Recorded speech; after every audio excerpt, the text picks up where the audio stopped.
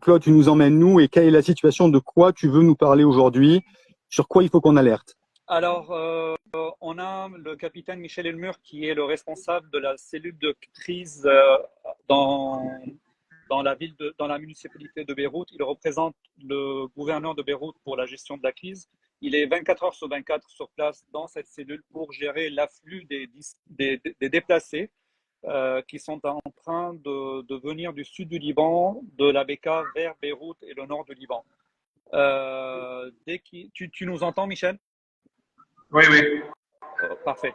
Et donc, il va nous confirmer du nombre de déplacés qu'ils ont reçus, du nombre de déplacés qu'ils ont pu placer et du nombre de personnes qui n'ont pas encore pu loger parce qu'il y a encore des gens qui sont en train de dormir aussi bien dans la rue ou bien sur les plages. Michel, bonjour, je suis Michel, bonjour, je suis Olivier Théron, je suis journaliste ici avec Claude en France. Est-ce que vous pouvez nous faire vous présenter déjà, nous dire qui vous êtes et quelle est la situation aujourd'hui pour vous à Beyrouth? Quelles sont les urgences auxquelles il faut que vous fassiez face?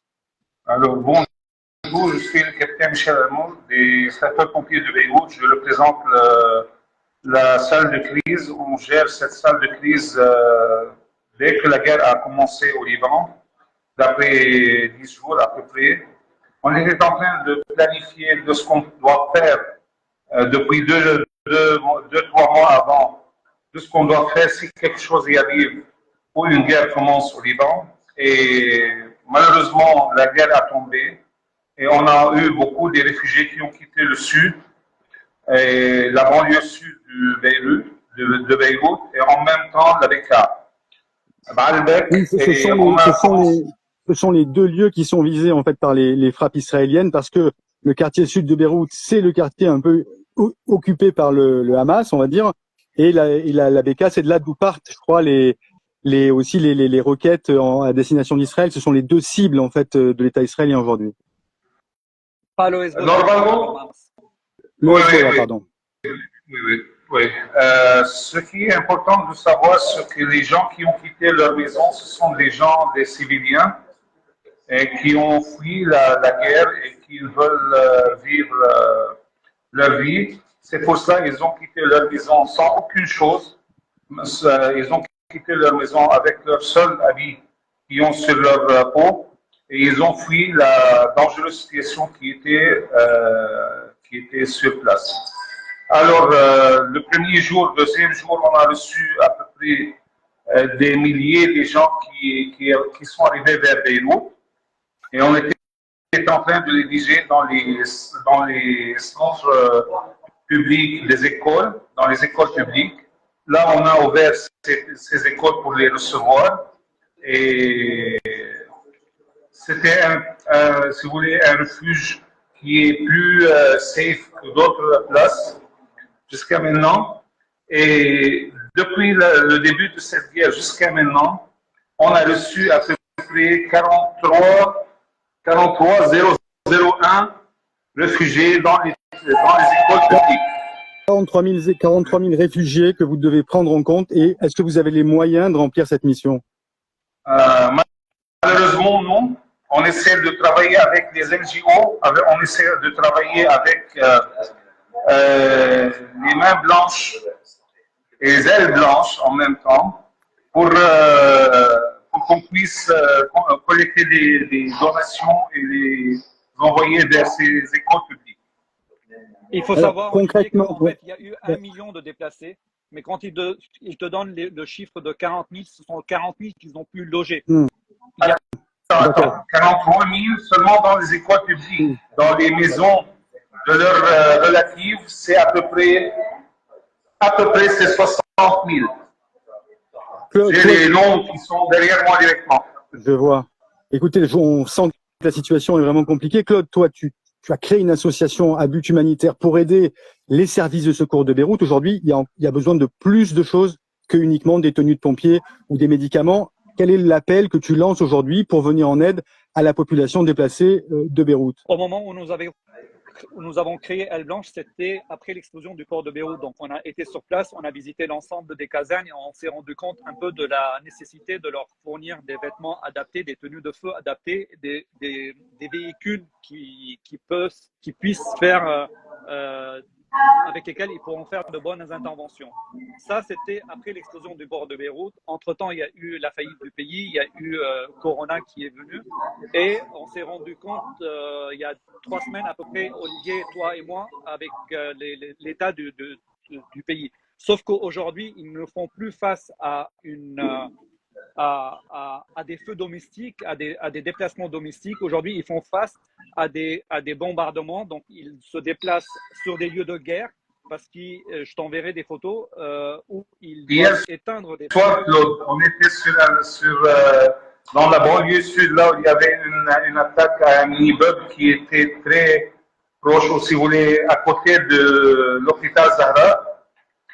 Et on était en train d'intervenir sur place pour éteindre le feu avec les échelles qu'on a, car c'était dans une place qui est très haute et il devrait avoir une échelle un camion d'échelle pour envoyer les pompiers sur place.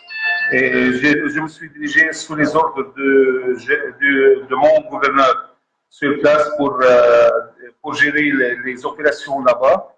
Et on a pu réussir à faire ça. Je ne sais pas si vous avez eu les vidéos hier ou non. Donc aujourd'hui, ils se déplacent avec des camions en fait qui ne sont pas adaptés, qui sont vieux de 2005. C'est bien ça, Michel, de 2005, les camions? Oui, le dernier était de 2005. Le dernier. Il y a des camions qui sont plus anciens que ça, ils sont maintenant très vieux et qui tombent en panne dans les interventions, ce qui risque mes collègues qui travaillent sur place et en même temps les gens qui nous attendent pour les sauver. Alors, comment on peut vous aider? Quel appel aux dons il faut qu'on fasse? De quoi vous avez besoin rapidement et sur du long terme? Dites-nous ce dont vous avez besoin. On va lancer un appel avec Claude pour essayer de trouver des aides au plus vite. Puisqu'effectivement… Vas-y, Michel. Vas-y, Claude, vas-y.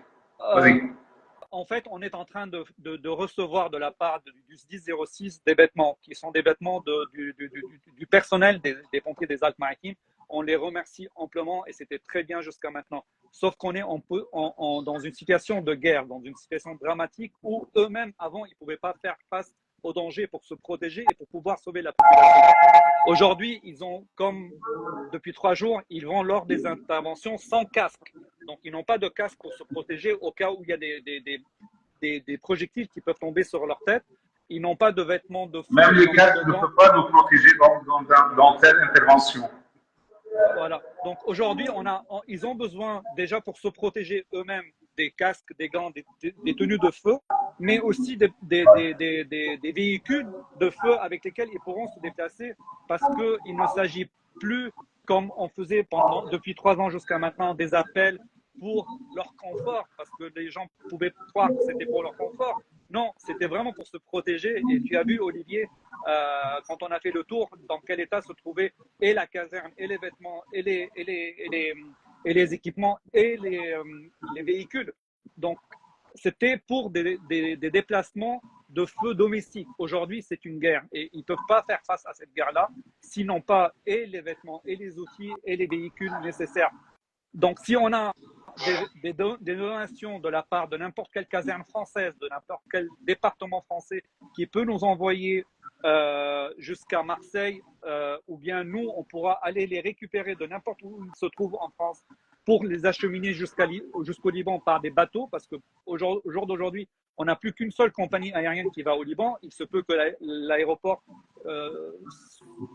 ferme pour des raisons ou d'autres. Donc, on a toujours la possibilité d'envoyer des aides, des conteneurs par le biais du port de Beyrouth. Donc, via le port de Marseille. Et ça, on prend à notre charge avec le gouverneur de Beyrouth, avec les sapeurs-pompiers de Beyrouth, avec Aile Blanche, pour pouvoir transporter les véhicules qu'on pourrait avoir gratuitement de n'importe quel SDIS des Français vers Marseille jusqu'à Beyrouth. Donc, il faut lancer un appel aux SDIS pour qu'ils vous donnent le matériel réformé, mais qui fonctionne. On se rappelle que dans la cour des pompiers de Beyrouth, il y a beaucoup de véhicules qui ont été donnés, mais qui ne fonctionnent pas. Il faut du fonctionnel, il faut vite. Est-ce qu'il faut autre chose Claude, est-ce que toi, tu lances un appel pour, je sais pas, des médicaments, des habits pour venir en aide aux déplacés? L'hiver va arriver. Je sais pas si l'hiver est très rude au Liban, mais il faut peut-être des couvertures, il faut peut-être un ensemble de choses. Est-ce que tu lances un appel? Est-ce que vous lancez un appel aux médicaments, aux dons? Hier même, Parce qu'effectivement, la situation est complexe. Pardon de te couper. Hier même, Michel était à côté du gouverneur. Il faisait je ne sais pas si tu m'entends parce qu'il y a du bruit. Hier même, il y avait Michel qui a lancé un appel aux dons avec le gouverneur parce qu'il n'avait plus assez de matelas pour pouvoir permettre à ces déplacés de dormir. Les déplacés, ils sont au nombre de 1 million. Ils vont finir par dormir parce que le conteneur, il ne va pas arriver à Beyrouth avant 3 semaines. Aujourd'hui, je lance un appel pour aider les écoliers, les étudiants au Liban qui ont quitté leur maison sans leurs affaires et qui vont aller se réfugier dans des écoles de Beyrouth où ils vont devoir faire face au bout de quelques semaines, de quelques mois, au rattrapage de leur cours. Donc aujourd'hui, on a besoin de fournitures scolaires, on a besoin de tout le nécessaire comme cartable, comme trousse, comme livre, comme crayon, stylo, etc., pour pouvoir les envoyer au Liban et que ces élèves-là puissent continuer au minimum de suivre une scolarité à distance comme du temps du Covid. Parce que concrètement, Claude, je veux donner quelque chose, je fais quoi? Je vais où? Je fais quoi? J'appelle qui? Comment ça se passe? Parce que il faut mettre en place à notre niveau de azuréen, on va dire, on habite à Antibes. Le dépôt se trouve pour l'instant à Antibes. Il est déjà assez complet. Ils peuvent nous joindre sur les réseaux sociaux de Aile Blanche France ou bien aller sur le site de aileblanche.com pour faire des dons. Parce que ce qui est plus rapide, encore une fois de plus, c'est que Aile Blanche reçoive des dons d'argent sécurisés par le biais du CIC. On reçoit cet argent-là et cet argent-là, il peut nous permettre de gagner 3 à 4 semaines, le temps du transport du bateau, évidemment, de à Beyrouth. Il peut nous faire gagner de 3 à 4 semaines pour qu'on achète tout le nécessaire dont on est en train de parler, aussi bien des vêtements ou bien des fournitures scolaires pour les déplacer. On n'est pas en train de parler des pompiers. Les pompiers, ils étaient déjà dans une situation catastrophique avant. Ils peuvent nous attendre 3 à 4 semaines pour qu'on puisse leur envoyer autre chose. Mais déjà, pour l'appel pour les civils, aussi bien enfants, étudiants ou autres, on pourrait leur envoyer ce genre d'aide par le biais de Aile Blanche sur les réseaux sociaux ou bien sur le site directement de Aile Blanche. Très bien. La situation aujourd'hui à Beyrouth, il y a moins de frappes, on craint une intervention terrestre. Non. Parfois c'est dans le jour, parfois c'est dans la nuit, ça dépend de la situation. Mais par exemple, hier soir, on a eu beaucoup des attaques durant la nuit. Et c'était des grandes attaques là où il y avait le son de ces attaques qui arrivent dans tous les banlieues. Et les gens étaient effrayés d'une manière qui nous a appelés pour savoir qu'est-ce qu'ils doivent faire. Est-ce qu'ils doivent quitter leur maison ou est-ce que c'est sécurisé de rester dans leur maison? Les gens qui étaient à côté des places qui étaient frappées, ils ont quitté leur refuge pour aller dans d'autres places car ils ont senti que c'est quelque chose qui est plus dangereux que d'autres fois. Et on a eu des appels, des milliers d'appels durant toute la nuit pour rediriger les gens dans des places publiques ou de les envoyer vers le nord, à Tripoli ou à Akka. Il y a une personne qui nous demande si on a besoin de bénévoles. Oui, on a besoin de bénévoles pour pouvoir rassembler les cartons dans la cave, pour pouvoir les fermer, les trier, etc. Oui, ils peuvent rentrer en contact avec nous sur les réseaux sociaux et on pourra s'arranger. Et je suis déjà présent avec des élèves du lycée Audiberti ce vendredi à 16h aux 2 rue de la Pompe à Antibes pour rassembler les dons en partance pour Beyrouth. Très bien, merci beaucoup pour ce témoignage. On espère que l'appel sera entendu. On le relaiera au maximum sur les réseaux. Et écoutez, en tout cas, on retient qu'il y a beaucoup de déplacés, beaucoup de victimes civiles suite à cette situation et que vous n'êtes pas en capacité de la gérer au mieux parce que effectivement les moyens que vous avez sont obsolètes et vous n'avez finalement que votre courage en fait pour faire face à cette situation. Eh bien, écoutez, on va essayer de faire le maximum en France pour essayer de fédérer des bonnes volontés et trouver de quoi aider les Libanais, les populations civiles qui sont déplacées, qui sont victimes en fait d'une situation qu'ils n'ont pas voulu et qu'ils doivent surmonter, qu'ils doivent subir aujourd'hui. Merci Olivier. Et Michel, si tu as une minute, Olivier, il peut nous faire montrer un peu son travail au quotidien au sein de cette cellule de crise, à moins qu'il y ait des personnalités, je ne sais pas, Michel. Oui, je vais vous montrer comment la salle de crise elle fonctionne, si vous voulez. Je vais tourner la caméra. Ok. On a ici, comme vous voyez, la table là où il y a tous les gens. Il y a de la garde municipale, le lieutenant de la garde municipale, Fadi Baghdadi.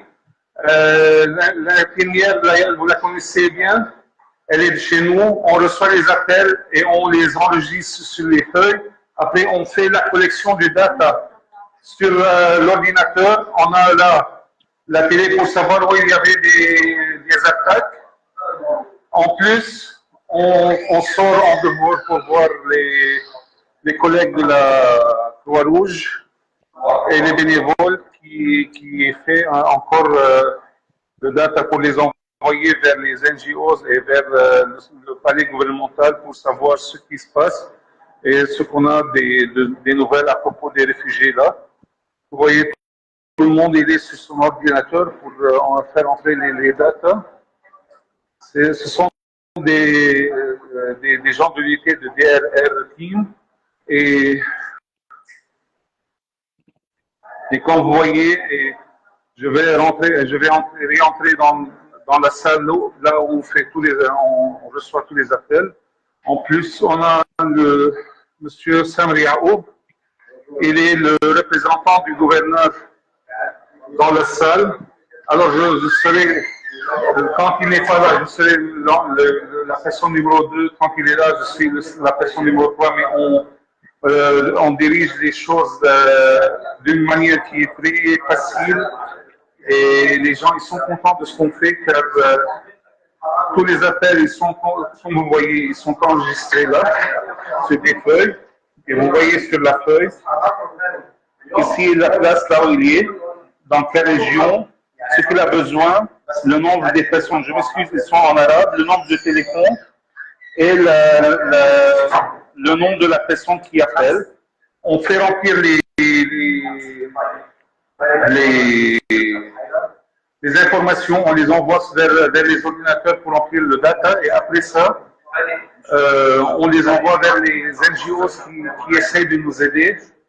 Ici, vous voyez, on a 43 001 personnes qui sont réfugiées dans les écoles publiques, 60 000 personnes dans les maisons, ce qui nous a appelés jusqu'à maintenant, 110 écoles publiques ouvertes pour les gens, et les nombres de téléphones dans d'autres gouvernorats, voilà. Là où on peut les diriger, car on est, si vous voulez, dans le full capacity et x10, si vous voulez. Normalement, on était en train de dire qu'on doit recevoir à peu près 4 000 jusqu'à 5 000 personnes, mais à cause de ce qui se passe, c'est un peu le chaos. Et il y a des gens qui refusent d'y aller vers le nord, car c'est une région très loin.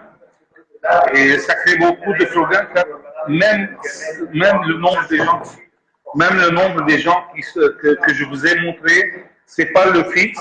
Il y a des gens qui se trouvent dans les rues, il y a des gens qui sont sur le corniche maritime, qui refusent d'y sortir avant qu'on trouve des refuges pour eux. Même ils refusent d'y aller dans des loin endroits, car ils veulent rester tout proche de Beyrouth. Et ça crée beaucoup de problèmes de santé et de tout ça, car vous voyez, ils ont besoin de plusieurs choses. Ils ont besoin des matelas pour dormir, ils n'ont pas des tentes, ils n'ont pas des coussins ou des couvertures, ils n'ont pas leurs propres médicaments, ils ont quitté tout, ils ont fui directement de leur maison Et on a beaucoup des cas qui ont des choses spéciales, par exemple, des handicapés, des gens qui ont de l'électricité dans, dans le cerveau. Il y a des gens qui ont Il y a des maladies chroniques. Il y a des maladies chroniques en fait où ils n'ont pas le suivi médical pour les maladies chroniques.